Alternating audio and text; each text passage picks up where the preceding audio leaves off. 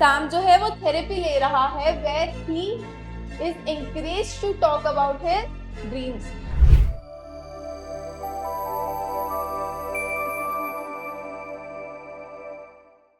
Hello everyone, welcome back to Unimonks. मैं हूं जानवी। जैसे कि आपको पता है, हम अपने एमसीक्यूज की सीरीज लेके आपके लिए आ चुके हैं।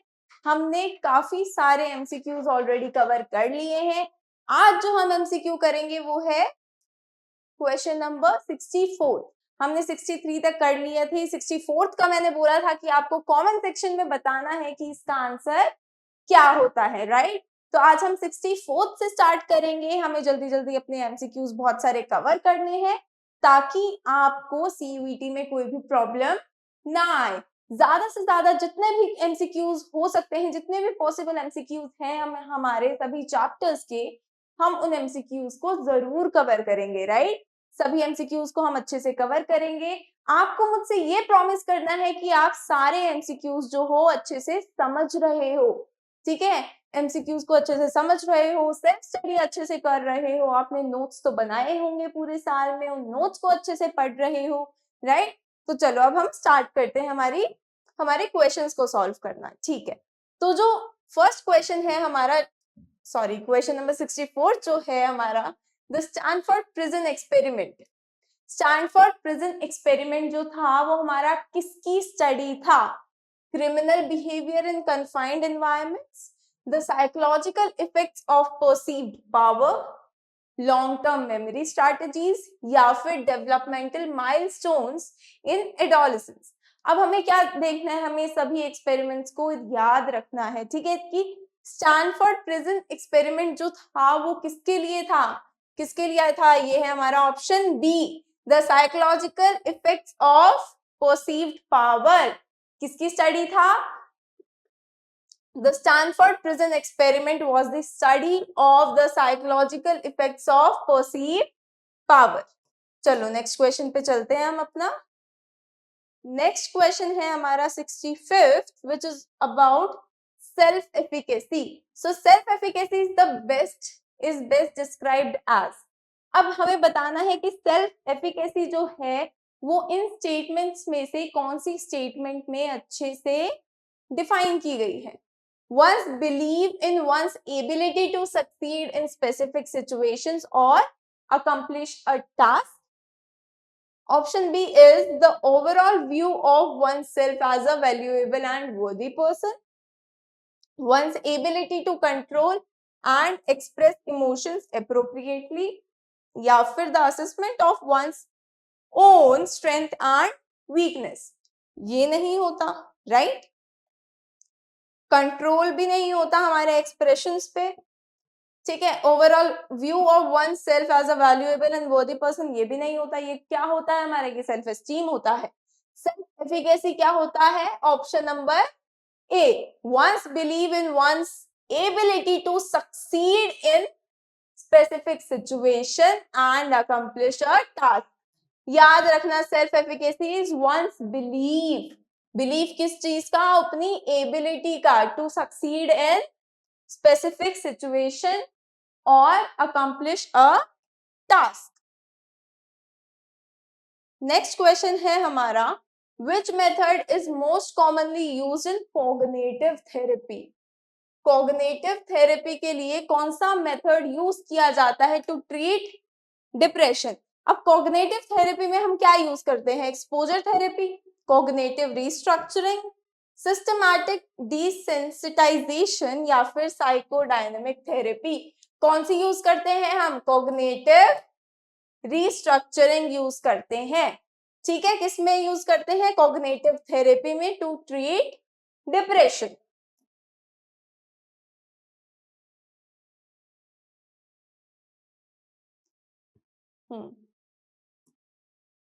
ओके, सो यहाँ हमारा क्वेश्चन है कि नॉर्मेटिव सोशल इन्फ्लुएंस। अब नॉर्मेटिव सोशल इन्फ्लुएंस जो है वो क्या चीज इन्वॉल्व करती है हमारा, ठीक है? इसके लिए हमें स्टेटमेंट्स को बहुत अच्छे से पढ़ना है। अगर हम स्टेटमेंट्स को अच्छे से नहीं पढ़ेंगे, नहीं समझेंगे क्वेश्चंस को, तो हमारा क्वेश्चन जो है वो गलत हो जाएगा। तो the effect of a social roles on individual decision making ये होता है बिल्कुल भी नहीं। ठीक है, the impact of laws and regulations on individual behaviour ये भी नहीं होता। Behaving differently from the group norm बिल्कुल भी नहीं।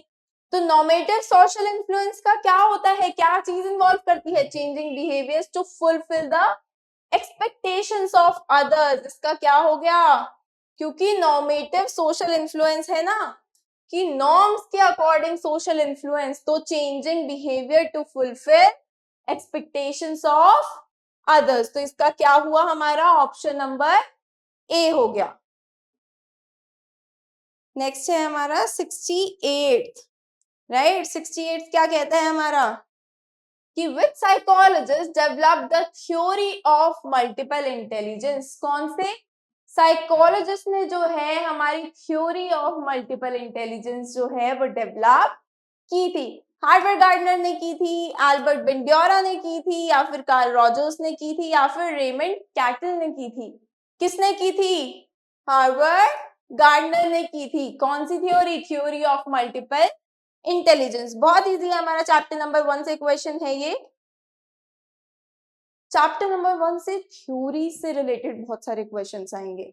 थ्योरी से हमारे साइकोलॉजिस्ट थे कि किसने कौन सी थ्योरी कब दी थी, किसका क्या मतलब होता है, किसके अकॉर्डिंग इंटेलिजेंस क्या कहती है, बहुत सारे स्टेटमेंट बेस्ड क्वेश्चंस भी आपके आएंगे। तो चलो अब 69th क्वेश्चन क्या है हमारा, the phenomena of confirmation bias. Confirmation bias पता है आपको, साइकोलॉजी में कंफर्मेशन बायस का जो फिनोमिना है वो हमें क्या कहता है, क्या कहता है, हमारे ऑप्शंस क्या क्या है। The tendency to search for interpret, favor and recall information in a way that confirms one pre-existing beliefs, ये होता है। या फिर the inability to remember important personal information that would cause anxiety, ये होता है हमारा। या फिर the influence of misleading information presented after an event on a person's memory of the event, ये होता है। या फिर हमारा D option, the process by which individuals learn to distinguish between different stimuli, ये होता है। अब हमारा क्वेश्चन नंबर 69 जो है उसमें से कौन सा जो है वो हमें बताता है कंफर्मेशन बायस के बारे में। क्या ये बताता है कि वो डिस्टिंग्विश करता है between stimuli? No. Option number C होता है, बिल्कुल भी नहीं। Option number B, the inability to remember important personal information that would cause anxiety, बिल्कुल भी नहीं। हमें कंफर्मेशन बायस के बारे में जानना है, राइट। तो कंफर्मेशन बायस की क्या होगी, the tendency to search for, interpret, favor or recall information in a way that confirms one's pre-existing beliefs। तो इसका क्या हुआ, हमारा ऑप्शन नंबर ए हो गया, राइट। 70 क्वेश्चन क्या कहता है हमारा, 70 क्वेश्चन हमें कहता है कि which type of twins, कौन से ट्विंस है जो शेयर करते हैं 100% ऑफ देयर जेनेटिक मटेरियल। ठीक है, पेरेंटल ट्विंस करते हैं, आइडेंटिकल ट्विंस, हाफ सिबलिंग या नॉन रिलेटेड इंडिविजुअल्स। बहुत सिंपल सा क्वेश्चन है, ऑफ कोर्स ऑप्शन बी है हमारा, आइडेंटिकल ट्विन शेयर करते हैं। हमने जुड़वा और जुड़वा 2 मूवी तो देखी ही होगी, राइट। उसमें बहुत हाइप अप करके दिखाया है, बट जो आइडेंटिकल ट्विंस होते हैं वो अपने 100% ऑफ जीन्स जो हैं वो शेयर करते हैं।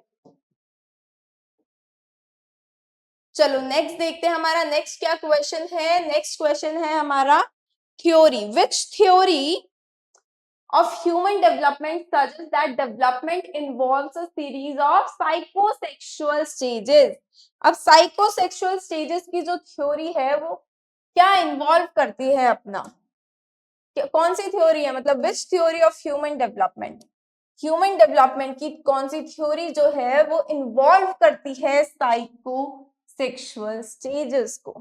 कौन सी करती है, एरिक्सन की साइकोसोशल डेवलपमेंट थ्योरी, या फिर पेजेट्स की थ्योरी ऑफ कॉग्निटिव डेवलपमेंट, या फिर फ्रॉइड की साइकोसोशल डेवलपमेंट थ्योरी, या फिर हमारा डी ऑप्शन है कॉलबर्ग्स की थ्योरी ऑफ मोरल डेवलपमेंट, बताओ कौन सी थ्योरी करती है इसका ऑप्शन आप लोग मुझे बताओगे कमेंट सेक्शन में, ठीक है। अब ये नहीं है कि मैंने कमेंट सेक्शन में बता दिया तो आपको इसका आंसर नहीं करना है, आपको कमेंट सेक्शन में जरूर आंसर करना है। जो जो स्टूडेंट्स वीडियोस देख रहे हैं, चाहे आप अपनी बुक की हेल्प लेके आंसर करो, बट आपको कमेंट्स में आंसर करना है। अगर आप बुक में ढूंढोगे इस चीज को तो आपको क्या होगा, दो चीज एक्स्ट्रा ही पता चलेंगी, आप दो लाइन एक्स्ट्रा पढ़ोगे तो, राइट। और आपको ये याद रह जाएगा कि अच्छा मैम ने बोला था बुक में से ढूंढना है। आपको एग्जाम के टाइम पे अगर ये क्वेश्चन आता है तो आपके माइंड में वो चीज रह जाएगी कि हाँ हमने इसका आंसर बुक में सर्च किया था।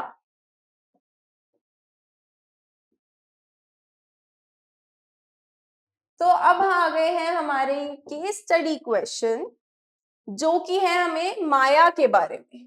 अब माया जो है वो 20 ईयर ओल्ड कॉलेज स्टूडेंट है, ठीक है, जो एक्सपीरियंस कर रही है क्या, intense fear of being judged by others, intense fear of being judged by others which interferes with her social interactions, जो कि उसको डर लगा रहता है कि लोग उसे क्या करेंगे, जज करेंगे। अब लोग उसे जज करेंगे तो उसे क्या लगता है, उसको लगता है कि उसमें वो इंटरफेयर कर रहे हैं उसके सोशल इंटरैक्शंस में, है ना, क्योंकि उसको लगता है कि अगर वो लोगों से बातचीत करेगी तो लोग उसको जज करेंगे। हालांकि ऐसा नहीं है, बट उस चीज का उसको इंटेंस फियर है, जिस वजह से वो क्या कर रही है, अवॉइड कर रही है अपने सोशल सिचुएशंस को।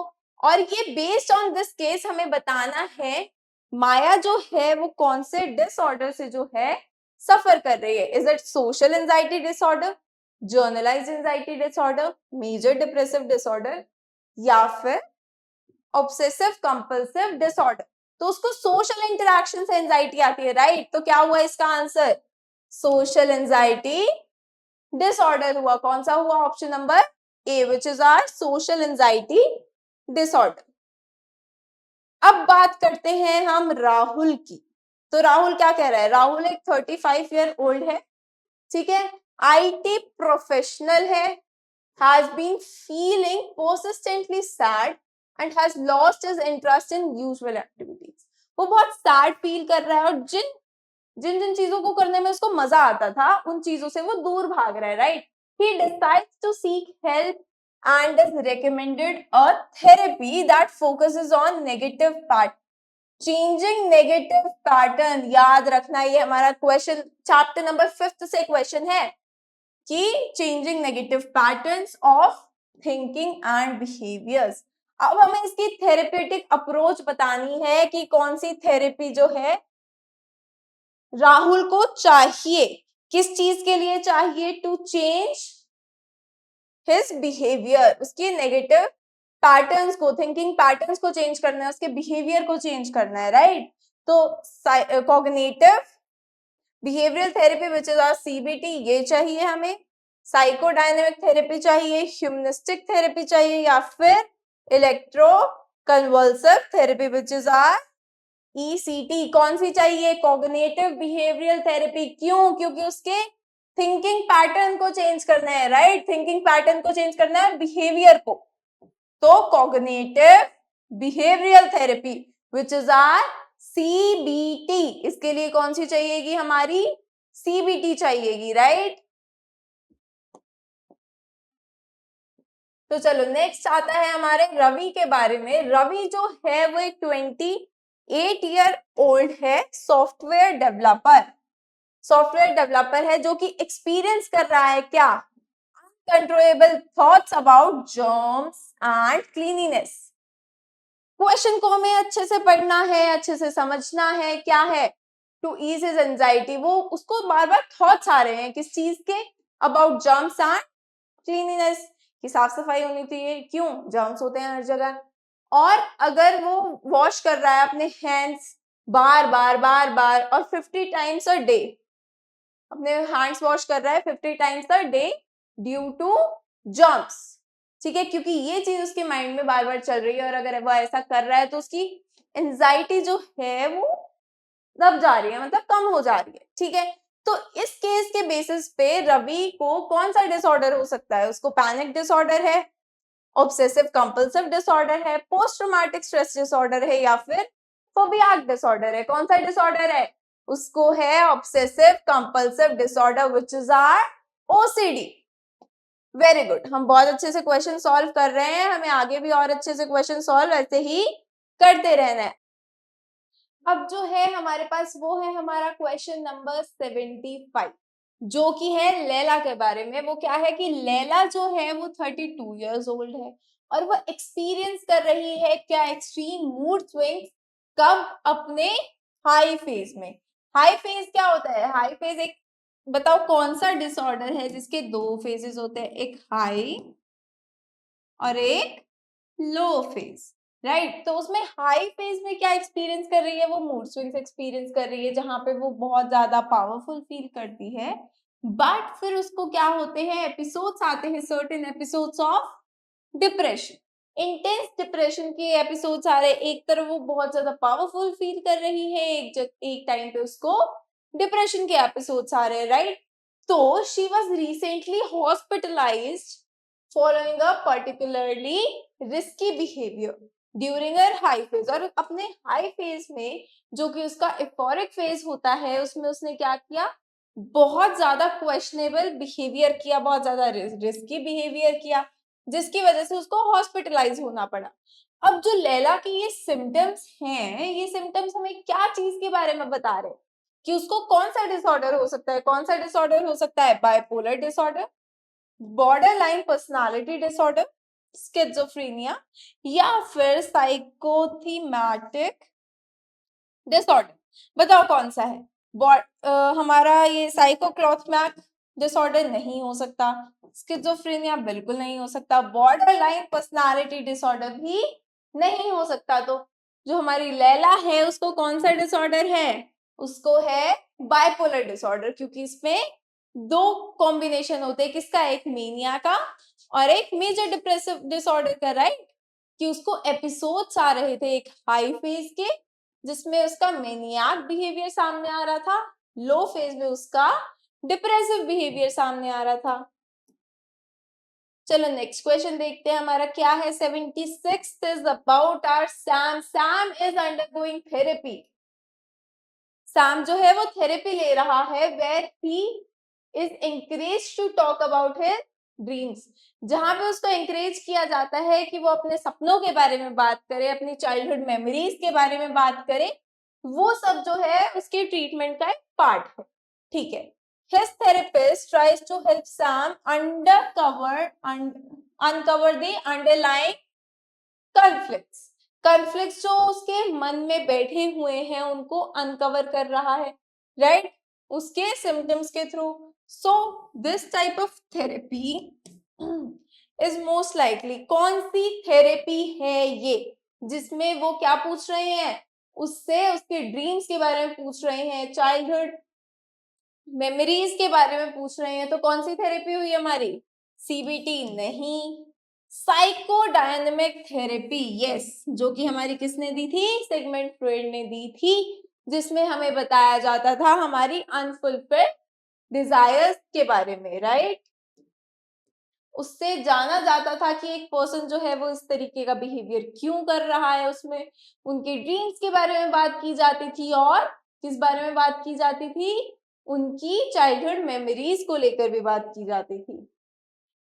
नेक्स्ट है Anita is treated with a method where she is exposed to gradually increasing levels of anxiety. ठीक है, एंजाइटी के जो ग्रेजुअली इंक्रीजिंग लेवल्स है उससे उसको मिलाया जा रहा है, inducing stimuli while learning to remain calm and relaxed. अब उसको काम एंड रिलैक्स रहना सिखाया जा रहा है। This type of therapy is best characterised as, क्या होती है? Aversion therapy, no. फिर dialectical behaviour therapy which is DBT, no. कौन सी हुई? कॉग्निटिव थेरेपी, बिल्कुल भी नहीं। कौन सी थेरेपी है? हमारा ऑप्शन नंबर ए, सिस्टमैटिक डिसेंटिसाइजेशन। क्या आंसर हुआ इसका? सिस्टमैटिक डिसेंटिसाइजेशन। नेक्स्ट क्वेश्चन है हमारा 78, बेस्ड ऑन द स्टेटमेंट। अब ये स्टेटमेंट बेस्ड क्वेश्चन आ गए हैं हमारे सीयूईटी में। आपके कैसे क्वेश्चंस भी आते हैं? हमारे स्टेटमेंट बेस्ड क्वेश्चंस भी आते हैं, राइट। तो based on the statement anxiety disorders involve unrealistic अनफाउंड fear anxiety, right. ये तो हमें पता ही है कि ये सारी चीजें होती हैं। अब हमें बताना है इन ऑप्शंस में से कौन सा हमारा एंजाइटी डिसऑर्डर नहीं है। तो अब बताना है एंजाइटी डिसऑर्डर नहीं है। हमने 3 एंजाइटी डिसऑर्डर पढ़े थे, कौन कौन से? Generalised anxiety disorder, panic disorder, last one क्या था हमारा? फोबियास। ठीक है, अब इसमें से हमें देखना है कि जर्नलाइज्ड एंजाइटी डिसऑर्डर भी इसके अंदर है, राइट। तो ये ऑप्शन नहीं होगा। पैनिक डिसऑर्डर भी हमारा इसके अंदर है, तो ये ऑप्शन भी नहीं होगा। फोबियाज भी हमारा इसके अंदर है, तो ये ऑप्शन भी नहीं होगा, राइट। जब ये 3 ऑप्शन है ही नहीं, ये 3 ऑप्शन क्या है? नहीं है, तो क्या हुआ इसका answer? Schizophrenia. Schizophrenia is not a part of anxiety disorder, right. Schizophrenia जो है वो हमारा एंजाइटी डिसऑर्डर का पार्ट नहीं है। एंजाइटी डिसऑर्डर 3 होते हैं, कौन कौन से? Generalised anxiety disorder, panic disorder, phobia. और भी होते हैं separation anxiety disorder and everything, वो भी दे सकते हैं आपको ऑप्शन में। मेन जो जिनको हमने डिटेल में पढ़ा था वो ये 3 हैं। ठीक है, चलो नेक्स्ट क्वेश्चन देखते हैं। अब हमारा नेक्स्ट क्वेश्चन क्या है? विच इज हमारा 79th। ठीक है, ये भी हमारा स्टेटमेंट बेस्ड क्वेश्चन ही है। ठीक है, so intelligence test often serve as a predictive tool for academic performance and are used in educational placements. ये हमको स्टेटमेंट दे दिया। अब इस स्टेटमेंट से रिलेटेड हमसे क्वेश्चन क्या पूछा गया है? Which type of intelligence test is specifically designed to measure multiple types of abilities, including, याद रखना, verbal, mathematical and spatial। तो कौन से उसने हुई थी? कौन सा इंटेलिजेंस टेस्ट था जिससे हम ये सब चीजें मेजर कर सकते थे? इमोशनल इंटेलिजेंस टेस्ट बिल्कुल भी नहीं, रेवेंस प्रोग्रेसिव मैट्रिक्स नहीं, स्टैनफोर्ड बेने इंटेलिजेंस स्केल नहीं, ये इसका हमारा आंसर है वेस्लर अडल्ट इंटेलिजेंस स्केल। क्या आंसर है? Wechsler adult intelligence scale answer है। ठीक है, तो नेक्स्ट क्वेश्चन देखते हैं। हमारा नेक्स्ट क्वेश्चन है हमारा 80th। ओके, सो हमारा 80 क्वेश्चन क्या कहता है हमें कि कंसीडर द स्टेटमेंट। अब स्टेटमेंट बेस्ड क्वेश्चन है। The personality theories vary between focusing on psychological traits and किसमें वैरी करती है? The influence of the environment. ठीक है, इन दोनों में वैरी करती है। So which theory emphasizes the interaction between individual traits and situational context. अब इन दोनों में से जो है वो कौन सी थ्योरी है जो किसमें? Psychological traits as well as किसमें बताती है? इन्फ्लुएंस ऑफ एनवायरनमेंट में बताती है। कौन सी बताती है? ट्रेट थ्योरी बताती है, साइकोडायनेमिक थ्योरी बताती है, ह्यूमनिस्टिक थ्योरी बताती है, या फिर हमारी सोशल कॉग्निटिव थ्योरी बताती है? कौन सी बताती है? सोशल कॉग्निटिव थ्योरी बताती है, क्योंकि हमारी यहाँ हमारे आसपास के एनवायरनमेंट की बात हो रही है, साथ ही में हमारे साइकोलॉजिकल ट्रेट्स की भी बात हो रही है। ठीक है, चलो नेक्स्ट क्वेश्चन देखते हैं। नेक्स्ट है हमारा 81। क्या कहता है कि बेस्ड ऑन द स्टेटमेंट, अब मुझे ये बताओ कि stress is an inevitable part of life. ठीक है, and managing it effectively involves understanding both sources and our reaction to it. ठीक है, अब स्ट्रेस को समझने के लिए हमें क्या समझना पड़ेगा? उसके रिएक्शन को भी समझना पड़ेगा, उसके सोर्सेस को भी समझना पड़ेगा। ठीक है, अब जब हमें सोर्सेस और उसको समझना ही है, so what is the commonly recommend psychological technique for managing stress. अब हमें स्ट्रेस मैनेज करना है तो उसके लिए हमें कौन सी टेक्निक का यूज करना पड़ेगा? सिस्टमैटिक डिसेंसिटाइजेशन का यूज करना पड़ेगा, कोग्निटिव रिस्ट्रक्चरिंग का यूज करना पड़ेगा, बायोफीडबैक का, या फिर प्रोग्रेसिव मसल रिलैक्सेशन का? किसका करना पड़ेगा? ऑप्शन नंबर डी है हमारा इसका answer, which is our progressive muscle relaxation. आप लोग साथ साथ आंसर कर रहे हो, साथ साथ आपको भी आंसर करना है मेरे आंसर देने से पहले, ताकि आपको खुद पता चले कि क्या आपको ये क्वेश्चन आता है या आपको ये क्वेश्चन नहीं आता। अगर आपको ये क्वेश्चन नहीं आता तो मैं तो आपको साथ साथ बता ही रही हूँ, उस चीज को भी आपको अपने माइंड में एकदम सेट कर लेना है, ताकि आप सीयूईटी में अच्छा स्कोर कर सको और जिस कॉलेज में, जिस यूनिवर्सिटी में आपको एडमिशन लेना है, ऐसे फटाक से आपको एडमिशन मिल जाए, है ना। तो चलो नेक्स्ट क्वेश्चन करते हैं। इसीलिए हम अब ये बताना है हमें कि creativity is a complex multi dimensional construct. ठीक है, क्रिएटिविटी हमें पता है क्या होती है, ठीक है, that involves ability to produce original and novel ideas that are useful and adaptive. ठीक है, अब हमें ये बताना है कि which component of creativity, creativity का कौन सा कंपोनेंट है according to Sternberg's triarchic theory. अब ट्रायैकिक थ्योरी के अकॉर्डिंग इंटेलिजेंस की जो ट्रायैकिक थ्योरी थी, उसमें से हमें ये बताना है कि कौन सा जो था कंपोनेंट क्रिएटिविटी का, ठीक है, is primarily responsible for this ability. इस एबिलिटी के लिए कौन सा कंपोनेंट जो है वो रिस्पॉन्सिबल है, कौन सी थ्योरी का, हमारी स्टर्नबर्ग की, रॉबर्ट स्टर्नबर्ग ने जो दी थी हमें ट्रायैकिक थ्योरी ऑफ इंटेलिजेंस। उसमें हमारा एनालिटिकल इंटेलिजेंस होता है, प्रैक्टिकल इंटेलिजेंस होता है, क्रिएटिव इंटेलिजेंस होता है, या फिर हमारा इमोशनल इंटेलिजेंस होता है। कौन सा इंटेलिजेंस होता है हमारा, ऑफ कोर्स हमारा होता है हमारा क्रिएटिव इंटेलिजेंस। क्यों, क्योंकि यहाँ पे कंपोनेंट ऑफ क्रिएटिविटी की ही तो बात की जा रही है। बहुत इजी क्वेश्चन था, हमें ऑप्शंस देख के ही आंसर पता चल गया।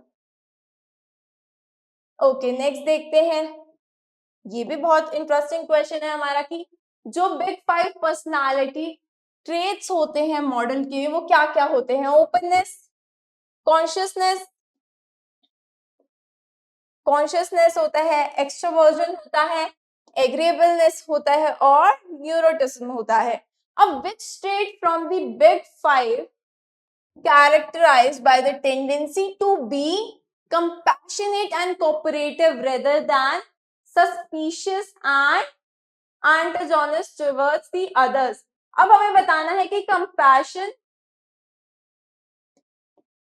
कंपैशनेट और कोऑपरेटिव इन सब में से कौन सा वाला ट्रेट जो होता है वो है, कौन सा वाला ट्रेट होता है इसमें से, एग्रीएबलनेस, क्योंकि ये एग्री करता है सब चीजों से, राइट। ओपननेस नहीं होता, कॉन्शियसनेस नहीं होता, एक्सट्रोवर्जन भी नहीं होता, एग्रीएबलनेस है इसका आंसर। हमें ये भी देख के ही पता चल गया था। बहुत इजी क्वेश्चंस आएंगे स्टेटमेंट बेस्ड क्वेश्चंस में, सोशल रीजनिंग में आपको बिल्कुल नहीं घबराना, बस स्टेटमेंट्स को प्लीज गाइस अच्छे से समझना।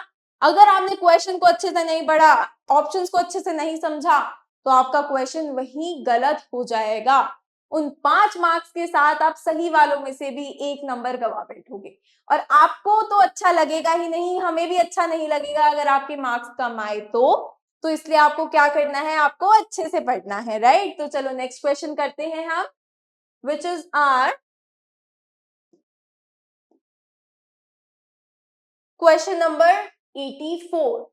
ये हमारा जो रेजिलियंस होता है वो रेफर करता है process of adapting well in face of adversity, trauma, tragedy, threats और सिग्निफिकेंट सोर्सेज ऑफ स्ट्रेस।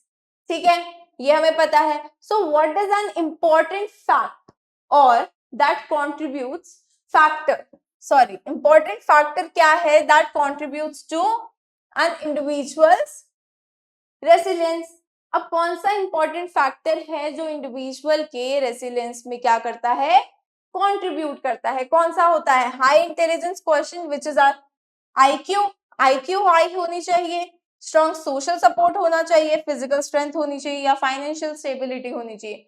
कौन सी होनी चाहिए, हमारा option number B which is a strong social support. क्या होना चाहिए हमारे पास, स्ट्रॉन्ग सोशल सपोर्ट होना चाहिए, राइट। तो चलो नेक्स्ट क्वेश्चन देखते हैं हमारा विच इज आर 85, जो हमें बताता है एडोलेसेंस के बारे में कि adolescence is marked by a range of psychological changes. Adolescence में ना बहुत सारे साइकोलॉजिकल चेंजेस होते हैं, जो चीज आपने भी फेस की होगी, आपने भी चीज समझी होगी, इंक्लूडिंग क्या इंक्लूड करके हमारा emotional sensitivity and a stronger desire for independence. Teen age में क्या होता है, सबसे पहले यूं लगता है कि हम बड़े हो चुके हैं, राइट। गुस्सा आता है हमारा में, हमें अपने इमोशंस पे कंट्रोल नहीं रहता, राइट। और क्या कहते हैं, मम्मी अब तो हम बड़े हो गए, पापा अब तो हम बड़े हो गए। फिर वहां से क्या जवाब आता है, नहीं अभी तुम छोटे हो, ठीक है। और फिर अगर किसी और काम की बोले तो अब तो तुम बड़े हो गए हो। तो एडोलेसेंस एक ऐसा पीरियड होता है जिसमें ना आप अच्छे से बड़े होते हो और ना आप अच्छे पूरी तरीके से छोटे होते हो, राइट। तो एडोलेसेंस में ये सेंस ऑफ इमोशनल सेंसिटिविटी तो आ ही जाती है, साथ में स्ट्रॉन्गर डिजायर फॉर इंडिपेंडेंस भी आ जाती है कि मुझे इंडिपेंडेंट बनना है, मुझे किसी पे डिपेंडेंट नहीं रहना, कि अब तो मेरी एडल्ट्स में गिनती हो ही जानी चाहिए। क्यों? क्योंकि मैं तो बड़ी हो चुकी हूँ या मैं तो बड़ा हो चुका हूँ, right. So which of the following is a common social challenge faced by adolescents as a result of these changes? अब adolescent में जो लोग फेस करते हैं, अब वो क्या फेस करते हैं challenges? Difficulty in learning new information को लर्न करने में डिफिकल्टी फेस करते हैं, increase conflicts with parents, decrease in peer influence या फिर रिड्यूस रिस्क टेकिंग बिहेवियर। कौन सा होता है? जैसे अभी मैंने बताया कि कुछ सिचुएशंस में पेरेंट्स क्या बोलेंगे, तुम अभी बहुत छोटे हो, कुछ सिचुएशंस में क्या बोलेंगे, तुम अब बड़े हो, ठीक है। तो फिर एडोलेसेंट जो होते हैं वो कहते हैं कि क्या मम्मी पापा, कभी आप कहते हो कि हम बहुत छोटे हैं, कभी आप कहते हो हम तो बड़े हो गए हैं, तो क्या होगा इसका आंसर? हमारा option number B, which is our increased conflicts with parents, क्योंकि उस टाइम पे बहुत इमोशनल सेंसिटिविटी होती है और चीजों को समझ नहीं पाते अच्छे से। ठीक है, नेक्स्ट क्वेश्चन देखते हैं हमारा। Behavioral psychologists view human behavior as primarily the result of learned associations and reinforcement. ठीक है, ये हमारी जो है स्टेटमेंट है। अब इस स्टेटमेंट के अकॉर्डिंग हमें क्या क्वेश्चन है कि which psychological perspective emphasizes the role of unconscious processes and early childhood experience in shaping the behavior। क्या क्वेश्चन है कि कौन सा साइकोलॉजिकल पर्सपेक्टिव है जो एम्फेसाइज करता है रोल ऑफ अनकॉन्शियस प्रोसेसेस का एंड अर्ली चाइल्डहुड एक्सपीरियंसेस का इन शेपिंग बिहेवियर। कौन सा? हमारा कॉग्निटिव पर्सपेक्टिव करता है, बिहेवियरल पर्सपेक्टिव, साइकोडायनेमिक पर्सपेक्टिव या फिर ह्यूमनिस्टिक पर्सपेक्टिव? कौन सा पर्सपेक्टिव करता है इसमें? ऑप्शन नंबर ए, बी या फिर सी या डी? इसका आंसर है हमारा option number C, which is our psychodynamic perspective. वो बताता है, वो एम्फसाइज करता है रोल ऑफ अनकॉन्शियस प्रोसेसेस, जो हमने पहले वाले क्वेश्चन में भी देखा था, और अर्ली चाइल्डहुड के एक्सपीरियंस का, जो शेप करता है हमारा बिहेवियर। नेक्स्ट 87th हमारे आ जाते हैं ये असर्शन और रीजनिंग क्वेश्चन, ठीक है। अब ये इस टाइप के क्वेश्चंस भी जो है हमारे सीयूईटी में आते हैं, इसमें हमें ये नहीं देखना कि असर्शन जो है वो करेक्ट है, रीजन जो है वो करेक्ट है, सिर्फ ये नहीं देखना, हमें क्वेश्चन को, स्टेटमेंट्स को जो है वो बहुत अच्छे से पढ़ना है। तो असर्शन क्या है हमारा कि all individuals have unique psychological attributes that can be measured on a scale of quantitative traits। Reason क्या है हमारा कि psychological attributes like intelligence, aptitude and personality vary widely among the individuals due to genetic and environmental factor। ठीक है, अब assertion जो है क्या उसका रीजन, क्या assertion करेक्ट है, पहले हमें ये देखना है, फिर हमें देखना है क्या रीजन करेक्ट है हमारा, फिर हमें ये देखना है, ठीक है। अब हमने देख लिया कि दोनों करेक्ट है हमारे, फिर हमें ये देखना है हमारा असर्शन जो है क्या वो, उसका रीजन, ये जो रीजन है वो क्या सच में इस असर्शन का रीजन है या फिर किसी और स्टेटमेंट का रीजन है। तो हमें बताओ कि क्या ये एक्चुअल में इस असर्शन का रीजन है या नहीं है। बिल्कुल है, both A and R true and R is the correct explanation of A. कि हमारी दोनों स्टेटमेंट्स जो है असर्शन की भी और रीजन की भी दोनों ही ठीक है और जो आर है वो करेक्ट एक्सप्लेनेशन है किसका, हमारे असर्शन का। ठीक है, नेक्स्ट देखते हैं हमारा चैप्टर नंबर 4 से है, which is schizophrenia is a psychological disorder characterised by distortion in thinking, perception, emotion, language, sense of self and behavior। बिल्कुल ठीक है, हमारा यही होता है हमारा क्या, स्किज़ोफ्रेनिया में यही सारी चीजें होती हैं इस डिसऑर्डर में, है ना। अब रीजन देखते हैं। Cognitive symptoms of schizophrenia includes delusion, hallucination and disorganised thinking. हमारा रीजन भी ठीक है, बट क्या चीज यहाँ ठीक नहीं है कि ये जो स्टेटमेंट है ए और आर की, ये दोनों करेक्ट है, but R is not the correct explanation of A. इसमें स्टेटमेंट तो दोनों सही है, बट एक्सप्लेनेशन जो दे रहा है आर वो करेक्ट नहीं है।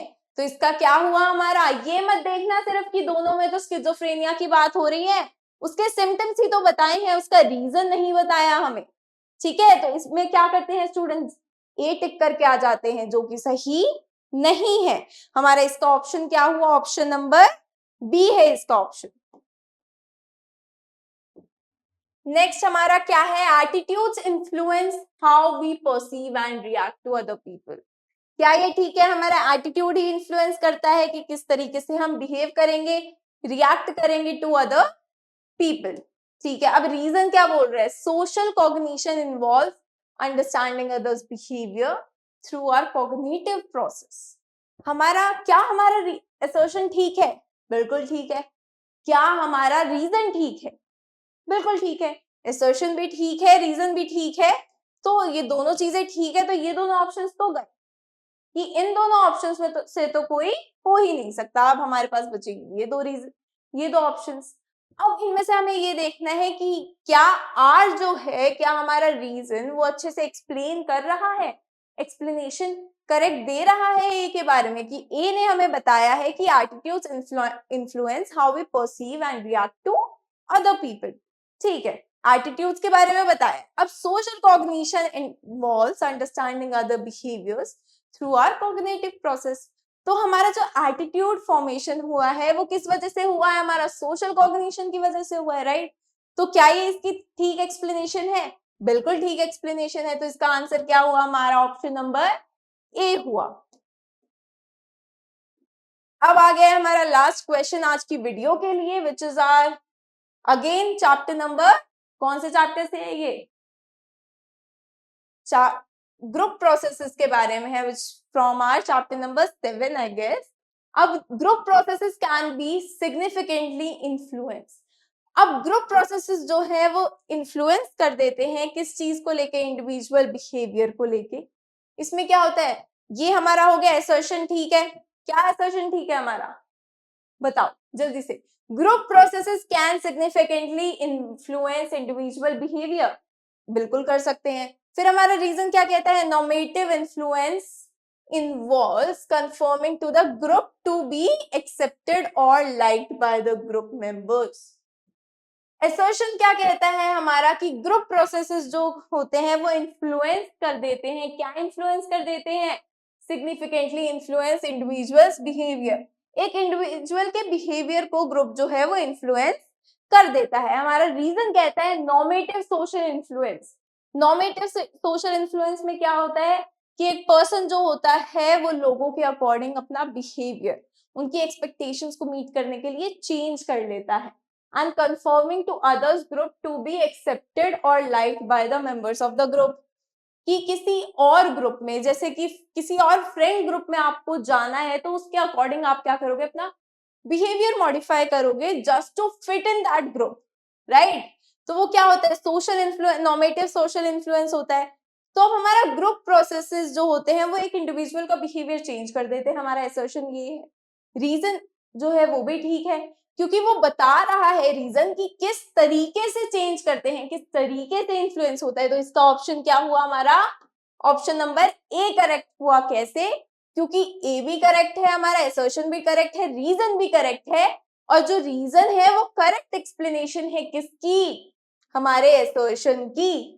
तो आज की वीडियो के लिए इतना ही, बाकी की हम क्या करेंगे एमसीक्यूज नेक्स्ट वीडियो में कवर करेंगे। तब तक के लिए आपको ऑल द बेस्ट, आपने अच्छे से प्रिपेयर करना है और किसी भी क्वेश्चन में डाउट हो तो कमेंट्स में पूछना है, ठीक है। तब तक के लिए अपनी इस वीडियो को अपने फ्रेंड्स के साथ शेयर कर दीजिए, वीडियो को लाइक भी करना, चैनल को सब्सक्राइब भी करना और अपने फ्रेंड्स को भी बताना कि यहाँ से आपको बहुत अच्छे एमसीक्यूज मिल रहे हैं। तो मिलते हैं नेक्स्ट वीडियो में, बाय बाय।